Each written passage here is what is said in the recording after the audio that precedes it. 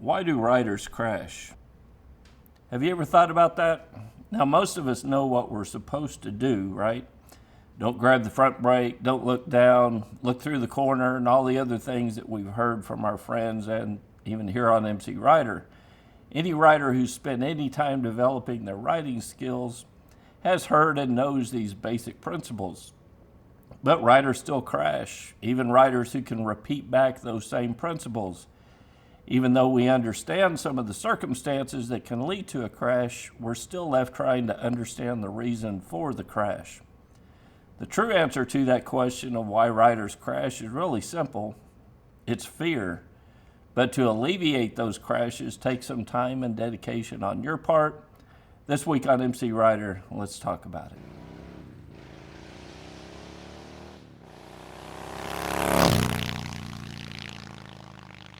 Fear is the natural result of something happening on a motorcycle that we did not expect.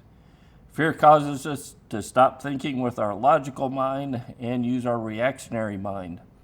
Our logical mind knows what the correct answers to the questions are, and our reactionary mind does not. When we use our reactionary mind, we react often badly to life-threatening situations. We grab the brakes, we look at the object that we want to avoid instead of looking through the corner, and we stare at that approaching guardrail. There's a gap between what we know and what we do, and fear is the bridge between that gap. Think about this question. What would you do if you were running wide in a corner? Well, our logical minds would come up with some really good answers to that question. We'd look further through the corner. We'd lean the motorcycle more by pushing on the hand grip on the side of the intended turn. Or maybe what not to do. Don't grab the front brake or adjust your entry speed for the next corner. But in thousands of cases every year, riders run wide in corners, they freeze up, they stare straight ahead, they lock up the brakes, and they run off the road with tons of available lean angle that they never use. Why? Because of fear. Because fear takes over and they cease for just a few seconds to use their logical brain, and they begin to use their reactionary portions of their brain that's controlled by fear. So as riders, we have this logical side of our brain that has a lot of the right answers, and we have this reactionary side of the brain that we regress to when fear overcomes us. So how do we overcome the fear and replace it with the knowledge that we have in our logical brain? Well, the first way is education. Now I'm talking about good education, not your Uncle Tommy who's been riding since the 70s and never crashed a motorcycle, except for those 2 times where he had to lay it down to avoid the crash. But we're talking about instruction and advice from professionally trained riding instructors with proven motorcycle knowledge. There are videos like this and on MCrider.com that give you valid information, reading reputable motorcycle training books, or any other source that can give you sound, proven road skills and road strategies. Let me say one word of caution about getting motorcycle advice from a lot of outside sources. All of the advice that you get from other riders is not good information. I'm a member of a Facebook group, and I won't name it by name, but it's for new motorcycle riders, and the amount of bad information that riders freely give on that Facebook group from experienced riders is mind-numbing. So be careful who you listen to.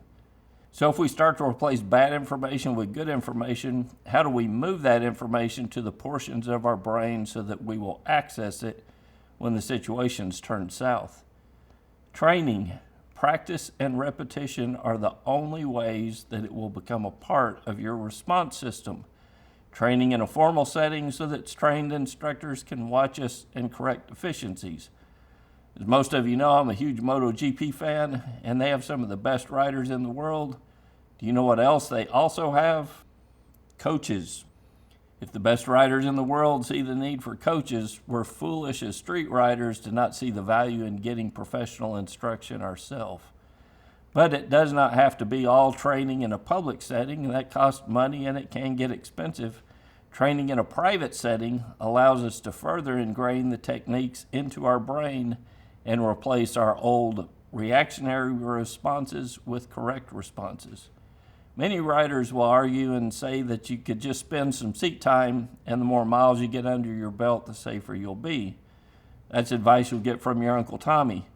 Can I answer that statement with one word? Wrong. Seat time does not make you a safer rider. It will not make you a better rider to the degree that you'll have the skills to avoid a crash. Seat time will teach you to ride in a straight line, come to an easy stop, navigate broad, wide open curves. Well, how many riders crash when they're riding 30 miles per hour in a straight line with no traffic or other threats on the road? Almost nobody.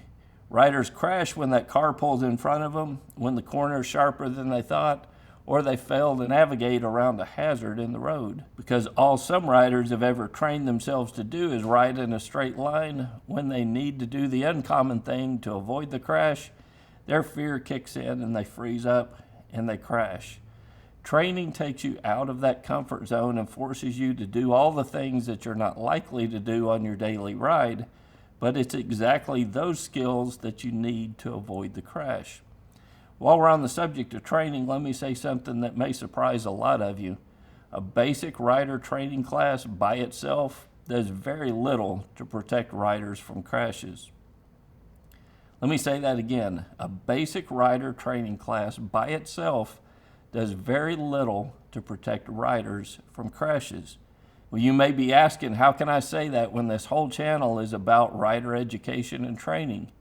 Because it's not that initial class that makes you a better rider. All you learn in that basic rider course is how to ride. 6 months after you take that class, a good portion of what you learned is lost. In a year after that class, everything you've learned is lost. Training works when it's reinforced, when it's repetitive, when the rider continues to develop their skills. You know, one of my favorite guitarists of all time passed away recently, Eddie Van Halen. He started playing guitar when he was in his early teens. Let's say he started when he was 13, and he played until he was 15, and then set that guitar down and never picked it up again until he was 30. If he had done that, do you think he would have been the Eddie Van Halen that we all knew and listened to? Well, of course not. His skills would have been gone. The same thing happens to us as riders when we take one beginner class and then we rely on that beginner training to be all that we ever experience in a lifetime of riding. All the life-saving skills that you need to emergency brake or swerve or stop in a curve will be gone when you need it on the road 5 years later and you've not reinforced those skills. All of the road strategies that keep us from needing those skills, if they're not practiced and continually reinforced, will be gone. Everything I've mentioned in this video is why I'm so proud of MCrider as a continual training platform for riders. On MCriders, I release a weekly video on a variety of riding topics to help you develop your skills and knowledge as a rider. Do you want rider training reinforcement? Well, tune in every Friday morning at 8 a.m. Central, become a subscriber, and you'll get another MCrider video right in your inbox. Members will get access to the forums with thousands of other like-minded riders and rider coaches from all over the country that provide solid rider feedback. It's not feedback, like I said, that I see in that Facebook group I mentioned earlier, but good, solid rider advice in a no-drama, family-friendly environment. And members also get access to the field guide with training exercises that will help you reinforce your training knowledge that you'll get from the weekly videos here on MCrider and from the conversation of other users on the forums. Now, I don't promote anything on MCrider that I don't believe in, and I think MCrider is one of the best platforms online to help street riders develop and grow their skills. It's not a one-time course that you take, but a weekly resource to help you develop your road skills and your road strategy. You don't have to take my word for it. Go to mcrider.com/member and scroll down and you'll see testimonials from other riders and members who have invested back into MCrider as members. Because of the people who have invested back into MCrider and who MCrider has attracted, I can honestly say that the MCrider members get access to the best forums on the topic of motorcycle road skills and road strategy on the web.